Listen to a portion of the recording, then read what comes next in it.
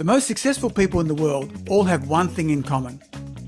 They've learned how to think big by developing a perspective of possibility. And the good news is, we all have the potential to apply the same strategies to achieve amazing things in our work and lives. Hi, I'm Rob Hartnett, and as your Chief Possibility Officer and host, I'm here to inspire you to become the star of your world as a person of possibility, through learning how people from all areas of life are thinking big and chasing down their dreams. We're definitely talking about possibility and amazing things today with my special guest. But first of all, let me do a welcome to country. Firstly, I'd like to acknowledge the Australian Aboriginal and Torres Strait Islander people of this nation, the traditional owners. Here in Melbourne, where I am standing, I'd like to acknowledge the Wurundjeri people, both past, present and emerging, and also the Yorta Yorta people, who my cycling group, the Knights of Suburbia, actually ride for. And I'm very proud to have a Yorta Yorta jersey that I wear with great pride. And I thought that would be really interesting because today, our special guest is the CEO of Dja Dja Wurrung Group, Rodney Carter. Rodney, welcome to the show. Thanks a lot, Rob. It's fantastic to be here, and leading up to the interview, it was great to go through some of your previous podcasts. Yeah, thanks for that, Rodney. We kind of like to just showcase what's really possible in the world, and so much negativity, and so many people say why you can't do things. We like to go, why can't we, rather than this is why we can't. And so, and it's just, and having a bit of experience with meeting you through the Telstra Best Business Awards, and again, congratulations on not only winning the Indigenous section but winning the whole thing. I couldn't be prouder. I was so excited for you and the team to have done so well. So let's jump into it. So Dja was what really won the Best of Business Award. Tell us, what does Dja mean? Yeah, so Dja is Dja Dja Wurrung language, and it means people. In the last few years, we've been through a rebranding and adopted a monolithic branding structure for the organisation. So it was important for us to review our logo, these iconic symbols that are important to us, and all of our entities in parts were given Dja Dja Wurrung language. What sits also with Dja now as the Dja Dja Wurrung clan's original corporation is Balaki Wuka, which means giving to community, and that's very fitting of the corporation's principles. And what I really like about Dja, and I like about just the way you bring things down. You spoke about a bit of language there, but I love the emails I get from you and your team always have an explanation of the language. And it's one of the languages I've struggled with, and I wanted to know more. And I know there's many, many languages and dialects also within the group, but I just love the way you go that extra effort and put down what this means to say goodbye, what this means to say hello, and what this means to say community. Because, for someone like me, I'm learning all the time. And I really love that extra little bit. You don't have to do it, but it's so nice when you do it. You're coming to us you're from Bendigo today? Is that where we got you? Based in our new headquarters. The new headquarters, fantastic. Lanan Gurak, which is our place. Excellent. So now Dja covers the land. It covers really central Victoria, and based, as you said, the new headquarters in Bendigo. How far north, south, east and west does it go? Yeah, so what we call Jandak is country. Our homelands is easily defined by some of the geology. So to the south, you've got the Great Dividing Range to around the Macedon area. To the east, you've got the Coloburn and Campaspe River system. So then you head north to around sort of Rochester. You start getting into sub-Mallee type of environment, granite outcrops. So then there's a geographical line that heads east to west over to near Donald at Lake Bullock. Yeah. And then you head upstream along the Avon, Avoca, Richardson system south to the Great Dividing Range again.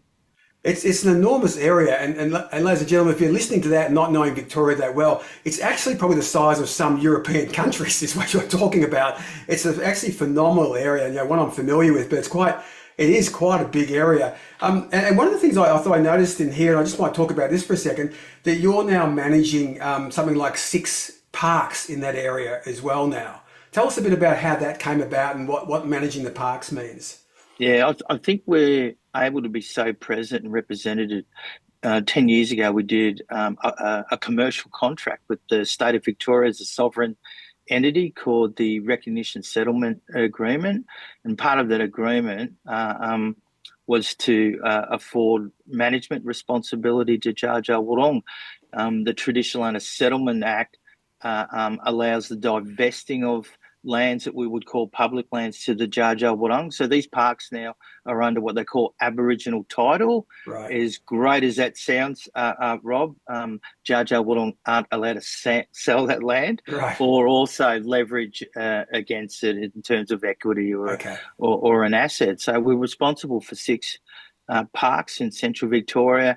We invest $2 million of our own money each year as we're trying to jarify. That's a word we use to describe our presence at country and repurposing, restructuring the campgrounds, picnic areas, day visitation areas, and signage. Yeah, and the signage you're doing is fantastic. I've seen some of it as well, and I really like the way that you've really taken ownership of those parks. And I think, jarifying, I think is a really great term. It's a new word we've just invented, that you've invented. But I love that, jarifying it, because if other people jarify it as much as you guys do, the parks will be so much more accessible and useful. Now, you touched on a second ago. Talked about 10 years ago, because I want to talk about that as well. You talked about Dja Dja Wurrung Country Plan was developed around 2013, 2014.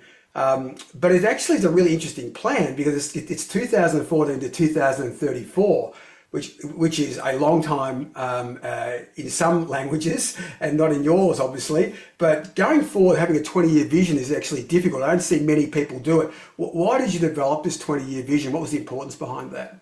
Yeah, I think what sits within the plan, Rob, it's really largely hearts and minds in a sense, and then in terms of documentation and it being fit for actioning as a planning tool, it was really important for our plan, the Dalkunya Jar, which means healing country, to be simple, practical, and achievable. Yes. It's a thematic document. It has nine themes again in terms of things that are important to Dja Dja Wurrung. So that document, then we thought, if it's good and useful, in particular now with its longevity, I think to project your thinking, your thought into decades and generations is a cultural thing to do, but it's also, I think, a really practical thing to do if you don't want to be distracted from maybe some focus type activities that Right. are really good. And so one of those for us is around Gatchin, which is water, healing water, and also Dja Dja Wurrung being involved in the regulation around water. So that is really sensible then to take a long-term approach, given that we understand that we're affected through climate change, contaminations, and a whole range of things around water and its complexity. So I think it's a sensible thing to be doing that. Yeah, I agree. I think wish more people would do it, but I also wish more people would do those three great words you mentioned.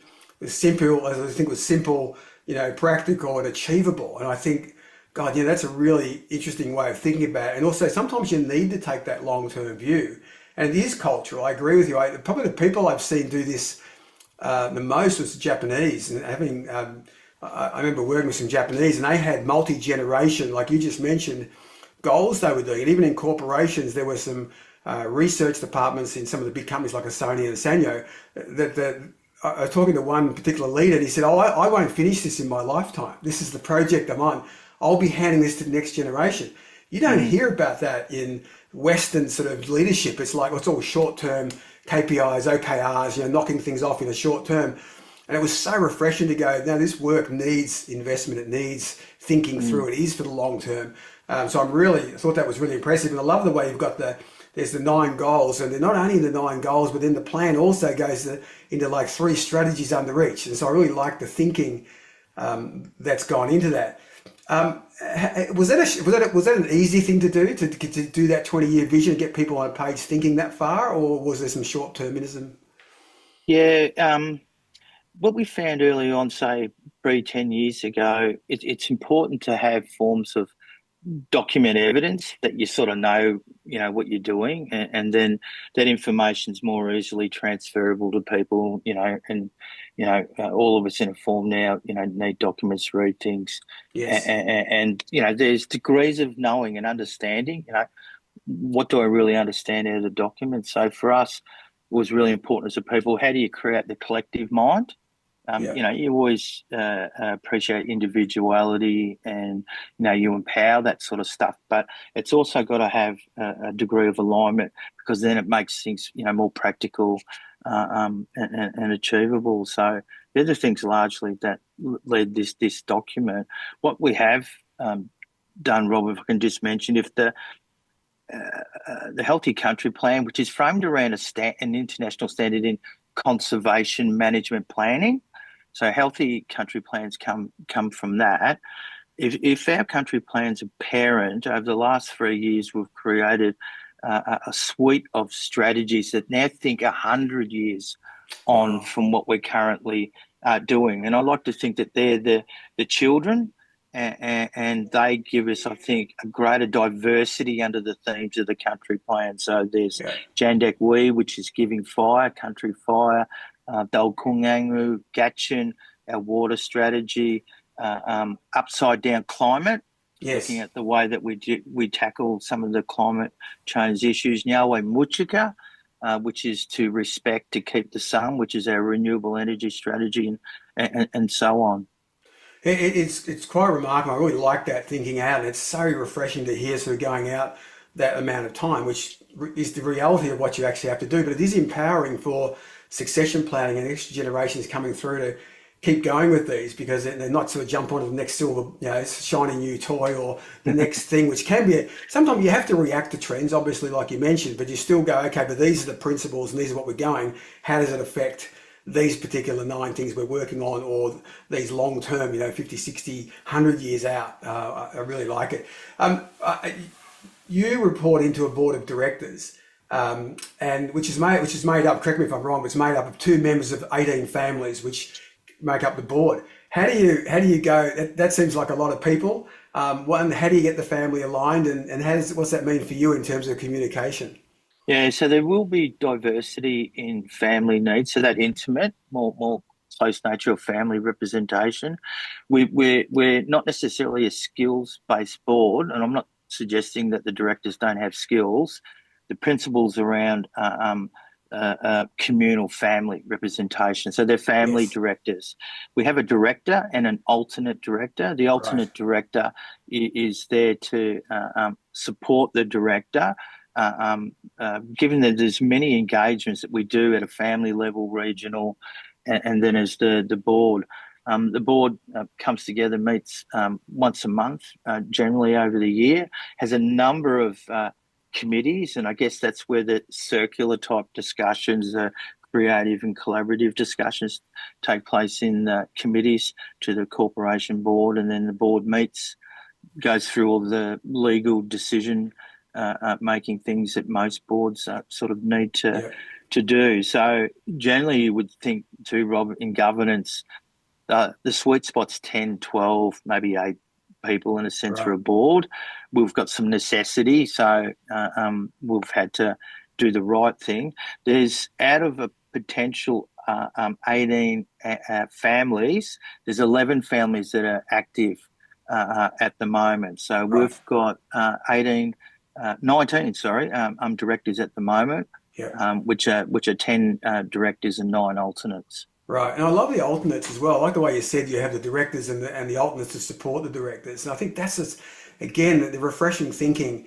Certainly, my role as a state judge, it's this kind of stuff I loved. It just jumped out compared to not only against who else was in the category you're in, but just I'm comparing you against world class, right? So I'm not. I was Thank yes, you. yes, yes. I was doing that when I'm judging. I'm obviously judging a certain quantity, but for my headspace, it was like, man, this is really smart. Like this is really cool. And there were just things jumping out at me, which just are so good lessons for the rest of organisational and corporate growth. It just makes sense. Now you started in 2013 with 5 staff, and you're now got something like around 200 staff. in 10 years. That's a massive amount of growth. Tell me through that journey, what have you learned the most through that growth phase? What's been the big learning for you? I think not being able to keep your head across everything that's sort of going on in an easier fashion. And an executive, a CEO, has to have their finger on the pulse in a sense. But I think creating delegation, shared responsibilities, accountability within that structure, um, empowering people to act independently with individual flair, but I think common purpose. One of the things we've had to do, Rob, because we're a significant employer over the last 3 years, is make a few organisational structural changes and invest a lot in people and culture, the corporate business Right. services area. So we meet, all the legislative and statutory requirements, but we also want to help people be the best they can be. And you can only do that if you've got really good personnel management skilled staff in that area. We've had to automate a lot of the things that we do. I remember when I first started, logging into the bank and having to do payroll Right. transactions and handling paper, timesheets. All of that stuff now is all done through technology platforms. Gartner Bullock, Yeah. which is managing people, is their HR platform. So leave requests, annual performance plans, reviews by supervisors and managers, smart devices for timesheets, for incident management control. Yeah, so that's probably been the most significant thing that we've had to do amongst just all the other cool work things I Yes. think On that we top of, do. and how is empowering and delegating and letting go for you? Was that something that you found easy, or did you find it hard to do as a leader as you've grown? Yeah. Oh, look, I found it unusually easy, and I think what happens is, I'm not old over the hill, hopefully, but as you sort of get older, a bit wiser, it's really nice to sort of step back and watch younger people, other people speaking with this common purpose about Dja Right. Dja Wurrung and who and what we are. Within that, Rob, I think this idea for people, how they comprehend and understand who and what you are, repetitive and consistent messaging is actually really courteous and empowering to people to understand what is it in this message. So that can happen internally and then externally. And when we touched on our branding, marketing, what is the color, the visual Right. representation that triggers now a thought or a memory of people about Dja Dja Wurrung. Yeah. Yeah, it's been unusually easy, Rob, and I tell you what, really satisfying when you see other people being able to share in the joy of what we're doing. Yeah, well, they say, clarity is kindness. And so I think Yeah, you brought that right down to your branding and all the way through. But I like your messaging as well about being consistent, clear and consistent with that. And I think there's another CEO, one of the major banks in New York, a guy called Jamie Dimon, heads up JP Morgan, and he made a really interesting point. And they talked about communication, and he's been that CEO, I think, for only 25 years, which is pretty amazing. ooh, And he said that one of the things he's learned is to be really consistent in messaging and consistent. And he says, I feel like I sound like a broken record, but if I change my message between what I say in the LA office to what I say in the Hong Kong office, if I slightly go off message, all of a sudden it creates mayhem across the organization.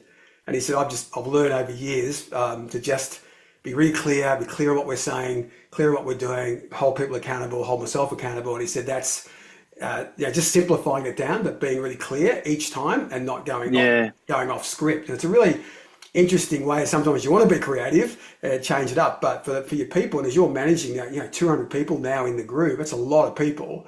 And they're all individuals as well, but they're all, I think from what you're saying now, which I really like, is they've now got a collective view, a clear vision of who they are, what they mean, and you can just look at the branding and get it. yeah. I liken it too to music, Rob. Like, what's the acoustic version? Right. What's the ballad? What's the symphony? It's still the same song. Yes. It's how you present it, and I think to make it usefully entertaining to people. So then you're invoking a form of pleasure Yeah. amongst others. Yeah. Your achievement and to the purpose of us being so wrapped with the Telstra award, it's sort of like the bouquet Right. Right. of these flowers, of these beautiful aromas, scent, colours Yes. that sort of now beautifies this stuff that you work really hard for. I love that music analogy too, Rodney. I love that you might have a sympathy talking to it, but when you pair it back to the acoustic, acoustic version, it's still the same message, and it may even resonate more, but it's still the same core message or the same feeling you're getting from it. I love that. What are you? I want to talk about a couple of goals. Goal one you have is our people are happy, healthy, and secure in their identity, livelihood, and lifestyle, and I think that's kind of, I think, why you've had the success of being able to delegate as easily as you have, because if you have that as your number one goal, have happy, healthy, and secure in their identity, livelihood, and lifestyle. That's easier to say though, and harder to do. How do you do that on a daily basis? Yeah, so I think having internally for the organisation corporately, having accountability across the hierarchy and the management structure in the care of looking after people. One of the things I prided myself on as the lead, as the CEO, is a parental Yes. approach to the way that you care and nurture your employees as you would with your children, and then the importance of empowering them, but also holding people to account within that structure. Yeah. So there's a really important human nature, I think, for intersections as opposed to interventions on days, weeks, months, on what happens. Now, when we translate that to Dja Dja Wurrung people and for their life to be better and for us now to be increasingly wealthy and prosperous as an organisation, is to disperse that wealth. And we do it through a program called the Community Support Program. So that will focus on education, support for parents to get kids through school, health and well-being, sport, recreation, bereavement, so funeral fund, celebrating life. So as people from 60 years on, there's support for significant celebration events, microfinancing for entrepreneurs and Right. that stuff. And of course, the many, many sort of private events that we do as a family, a pretty big family now, Yes. Yeah. but the events we also do across community that are public events and that people can participate in. So you get to do that almost family recreational thing at a private level and then Right. a community and a public level. And what happens is when you're really good at running those sort of events, people have fun and they Yeah. just take a greater degree, I think, of pride in themselves and what we're all doing and contributing to. And so that improves people's emotional wellness. It's so important, Rod. I can't tell you how much gold you just dropped in that last little segment. It's unbelievable what you said. A couple of things I want to pick up on, which I thought was fascinating. I mean, I had someone say to me the other day, "Oh, look, Rob, in your leadership programs you're going to run, will you cover wellness?" And I'm like, how the frick do you not cover wellness when you're doing Mm, if you're a leader? And but this was like there was literally, oh, we're doing a wellness program, we're doing leadership. Oh, no, no, no. I said they're together, like they're hand in glove. But to some organisations, that's not true. And you just talked about the importance of wellness, the parenting, so, taking that parental view and having wellness as part of it, and it's really part of your goal one. I thought was really interesting. The other one was accountability, which is really strong, and I genuinely see a lack of that. We see sometimes people get empowered, but without the accountability. And I like the fact that it's yin and yang, right? There's the accountability yeah, side. And the last one you talked about, which is, one that's been really I'm quite passionate about, is having fun. And, I've been studying high performance people, organizations across, whether it's sport or business or culture. And the one of the six things I distill out what they do about six things all the time, these people. But one of them is have fun. And it doesn't matter. I mean, Richard Branson just did a post about this the other day, talking about the importance of having fun. I just read a post from the former MotoGP world champion Pecco Bagnaia, handed the baton over to his biggest competitor and said, and he wrote to his biggest competitor saying, it was a great year. You pushed me to new levels I'd never been to before, and we had so much fun doing it. And if you start to look at people, because the reason why the fun's there, if the fun's not there, you can't get passionate about it, right? And if you can't get passionate about something, then you're not going to have fun with it. And that fun and passion leads to passion, which leads to the extra effort, which leads to the whole thing about what you're doing at Dja. And I think that's such an important part. You do have fun with it. And I think that's a really important part. And a leader drives that too. And I think you should be complimented even more so for driving that really important principle, is make sure we're still having fun while we're doing this, because it's just not sustainable. Thanks, Rob. I think pleasure is something, we're all conscious of. We have enjoyment, fun, like we touch entertainment, as an element of that. But I've just got so much pleasure from helping others. Yes. Yeah. And it's kind of weird. I think, oh, God, that's self-serving, Rodney. Yeah. I'm helping all these other Yeah. people.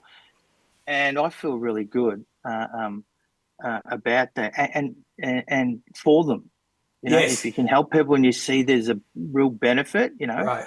it's significant in a fashion, and that's held me in really good stead. And weirdly, like my kids say to me, Dad, you don't seem to be personally as happy, like Right. fun or whatever. It's because I'm a bit driven to focus whatever available time I've got on others and community, but I'm getting a kick out of it, Yeah. Rob, and it's so good. Yeah, and I think you just, again, you're dropping words, Rodney, which are just fantastic. And I love talking to people like you, because sometimes what you do naturally is such a revelation to other people, but it is innately who you are. And that can be learnt, as you said. You got a little bit, you're not over the hill or anything, but you got wiser and more mature. And one of the words you just said there, I thought was really wonderful. You said, I want to be really happy for them, so as opposed to what can I get from them. Right? And there's a big difference when you say, what do I want for this employee or for this particular team? Not what do I want from them, right? And it's a big shift in your thinking. And I often put people in workshops and go, what do you want for these people? And they're like, huh?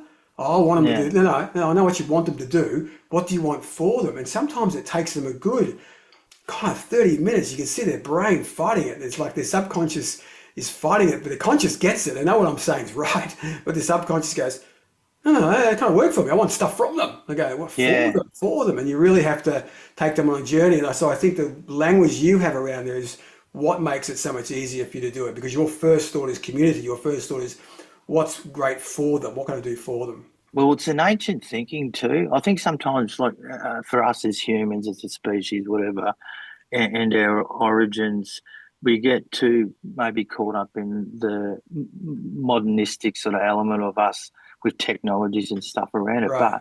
But look, we're all Indigenous people. All of our ancestors were hunters and gatherers at one point of time, for us as humans. So you don't hunt for self, you don't gather for self. As much as you need sustenance, you actually do it for others. So to apply that culturally in your thinking to modern context, I've just found it to be really rewarding. Yeah, that's a really great way of looking at it. Hey, one of the other goals I wanted to pick up, and this was interesting because when I saw you after you won the awards, you were probably such a big night, you probably don't remember it. But I said to you, "Oh, it's so exciting you won." And I said, I've been in Castlemaine the last 2 weekends in a row. And you said to me, "Oh, great, you've been back on country." And it was kind of like I really felt, yeah, I was actually sailing on the waters up around that area, and I was on country for a couple of weeks. And I must say, just a quick sidebar here, walking around Castlemaine, especially, my wife said to me, "Oh, look, there's Dja Wurrung brand," and she was noticing all the great things you do in that community, and just that. So your brand's really strong. And as my wife met you only that night, but she was noticing all this stuff a couple of weeks earlier. Oh, they are there, and they're over there, and they're doing that bit there, and that shop's got funding from there. And I thought that was good. But one of the things I thought was interesting was your goal 6 of your 9 goals was our upside down country is healthy again. And that particularly resonated with me. Can you just explain what goal 6 is about our upside down country being healthy again? Yeah, it's sort of a creative way to describe that soil's materials have been turned upside down. So really what that's talking about, Rob, is I think the impacts of the gold rush in Yes. central Victoria, which is a really significant international event that took place for all of us here at Central Victoria and a couple of other places around Australia. Um, there's certain contaminants that others mightn't understand, Rob, that are present in all soils. But Mm, what happens with a lot of the methods around gold mining is an activity, you inadvertently create a concentration of those contaminants, and then they get to levels that are not really good for us as humans. So, naturally occurring arsenic is one example. right. So, there's a lot of they call them mullock heaps, so Yeah. mounds, heaps around a country. So, we have some processes around how do we decontaminate areas. We can't immediately apply technologies at this point in time, but we're working towards it. So we want to actually move materials around landscape. The contaminants are centralised at nodes. So as a way to start cleaning up country and making it safer for people to be at country, we've come up with a couple of very cool ideas where we can probably use previous mine tunnels, those Right. excavated areas, to put things back in country. Disappointingly, at a high concentration that we would like. We're working with some of the local governments on water tables, which have been affected from mining and that sort of stuff.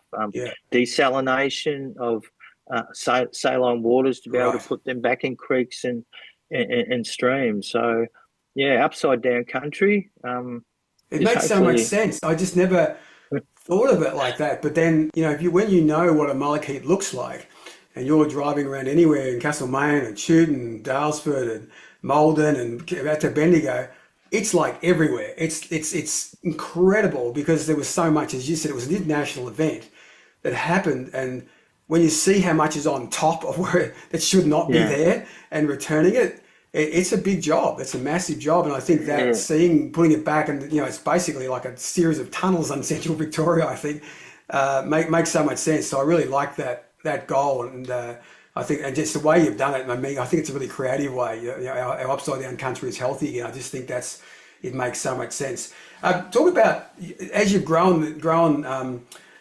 Jara, one of the things you've done is got really serious about enterprise and having various enterprises, and you've got three separate enterprise brands now. Can you talk us through a little bit about that, what those three brands are and what they do?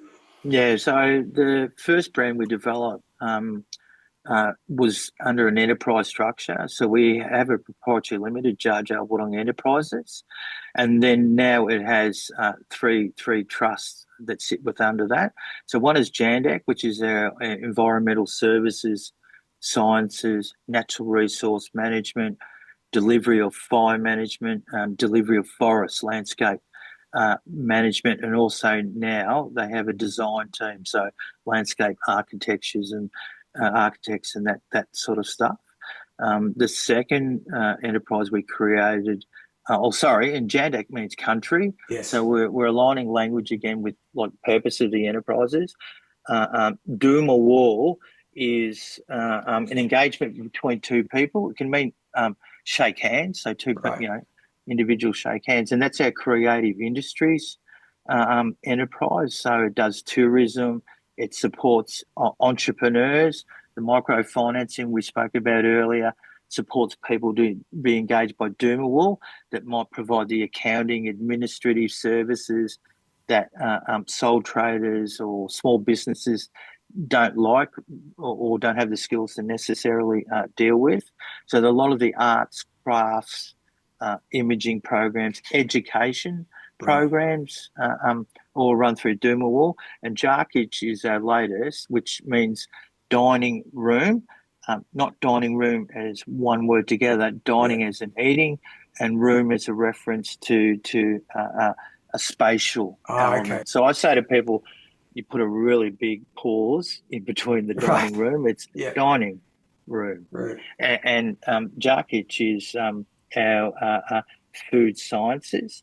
Food Futures, uh, Yes. um, and is doing a significant aquaculture project where we've got nearly all of our ponds filled up for the biggest yabby farm in the southern hemisphere, and we're also the most sophisticated kangaroo grass agronomist farmers now in Australia. So we've got a significant crop of kangaroo grass out at our farm at Lockington. Right. Yeah, and so I mean, I think these brands are, and we'll give people a bit of a link to where they can find out more about them. But they're really nice. I like the way that the three are structured. Tell me about you won the Telstra Best Business Award, the overall prize. What are the Telstra judges at the national level? Why do you think they picked Jara? Um, I think they were able to probably understand um, Australia. It's pretty complex, Rob. I mean, Mm, we're sort of having a yarn. I still have these light bulb moments, and I think, oh my goodness, I'm wheeling off words and stuff, and others are listening, nodding their head. yeah. Don't know if people are getting it. So when we went to the judges, within being humble and our pride was important. We took our strategies along, at least to give a taste visually of what we say that we do. We actually are Mm, doing it. An annual report which celebrates achievements over 12 months each year, and I think we put information in the public domain, and so when people actually have a look and think about it, I think, oh, this actually is a really big entity. It's sophisticated. It's contributing to community wellness. It's contributing to the wider community through our participation in economic stimulus. And I think when you start putting all those elements together, Robin, you get it. mm. Think, geez, look, I don't know. A week ago, I didn't know about this business. Now I know about this business. Yeah, they're probably due some recognition. Yeah, I think that's right, and I think you know a lot of the stuff we've talked about here. So a lot of organisations have an ESG department, or they talk about ESG. You are ESG, right? You're ESG in a profitable, commercial, and healthy way. And I think that's the bit. I mean, I spoke to a couple of judges I know, and they were like, "Wow, this organisation, this is like blew them away. Like we didn't know about it. Like the way they've done so much good stuff." You're accountable to it, and it's in the public domain. So it's not like you're hiding it. It's kind of it's all there, and I think that's one of the great things about it. But hey, you've been recognised, and you were telling me off air that you've been asked to speak at the United Nations. Tell Yeah. me about So that. What have they seen, and what have they got you to what do they want you to speak on? yeah. So look, it wasn't immediately from the award. Mm, Over the years in our achievement, Rob, there's international interest in Dja Dja Wurrung, and I was always a little bit dumbfounded. Well, why aren't Australians or Australia a bit more interested in right. Victorians? So we've spoken about our strategies in Paris, France. We've spoken about our heritage management and our sciences. Recently, I did a trip to Cambridge University for the Duckworth Institute. We've travelled to Canada where people are interested in our approaches at an international tourism conference. We've been speaking to people in Indonesia and Hong Kong uh, um, over a number of years. So I think it's really now just about us continuing this thread of messaging about who and what we are. And the judges asked this question, what is the future and maybe other economic elements? I think for us is to tap into our recognition, our ability to do things, the products and services, and seek other forms of investment now that are offshore and part of the world in Southeast Asia. And we've already been doing engagement around that. And in all reports, people are pretty impressed with us and actually having fun working with Yeah. us, which is pretty good. Yeah, and I think that's a testament to you as well for putting yourself out there and making those trips and getting over there. And there's definitely you've got to be sometimes comfortable being uncomfortable. And so I think it's been building up to where you've got the attention of United Nations, which is kind of bizarre because that did actually happen before the Telstra Business Award, as you mentioned. So I think that's Yeah, one of the great success stories, Rodney. I think it's fantastic. Where can people find out more about Jara? Where would be the most obvious place? What's the most obvious website they should go to? Yeah. Well, the main landing page, our web page, there's some integration across our entities. Yep. People are able to sign up to the public newsletter around what we do, and we're based in Golden Square now at a new headquarters. That's for Jara. Yes. Doomawall is located in the Hargraves Mall of Bendigo, which is a shop front and a venue for the programs they run there. So I think maybe doing a bit of background sort of Yeah. reading stuff in that, Rob, and then we hope to intersect with people. For professional people, we've got what's called a business incubator in a new headquarters. That's an opportunity for professionals actually to be immersed and based with Dja Dja Wurrung to get an experience in itself, but maybe even collaborate with us Right. on doing projects. Yeah, fantastic. We're going to put all those, all the links that Rodney talked about and the addresses and details. We'll put those in the show notes, everybody. So you'll be able to have a look at the show notes and pick those up there. Rodney, it's been fantastic. Thank you for taking your time to join us today. It's been really amazing. I'm going to have to go through this and listen again. You dropped so much gold during it. And really congratulations to you. And I know it's about communities. I know there are a lot of people involved in the award, and you definitely spoke about the Telstra Business Award, but just all the things you're doing. I mean, that's one award, and that's a huge award. There were huge things, a huge amount of effort goes into putting all the materials together. I know how much goes into it. But just well done on everything you're doing. And for you as a leader, I just think the way you operate, so many people can learn from it. And there's learning in there, but just some of the ways the community feel, the way you talk about what can I do for people rather than from people, I think is really interesting. The wellness being incorporated and just the goals you have. And I think the big A word that you used several times today, which is missing a lot, I find, which is accountability and holding. Yeah. You hold yourself accountable. I know you're highly principled. Holding yourself and holding your team accountable has been fantastic. So thanks so much for joining us on the show. Nah, pleasure's all mine, Rob. I hope you enjoyed this episode of the It's All Possible podcast. You can contact me at rob@robhartnett.com or my website, robhartnett.com, or on LinkedIn. Remember to check out the previous seasons and episodes of the podcast and the show notes for more details on this episode's guest. For more inspiration, remember to check out the It's All Possibility playlist on Spotify, which contains a collection of upbeat, positive music I use for inspiration in my live performances. Until next time, live with passion and a perspective of possibility.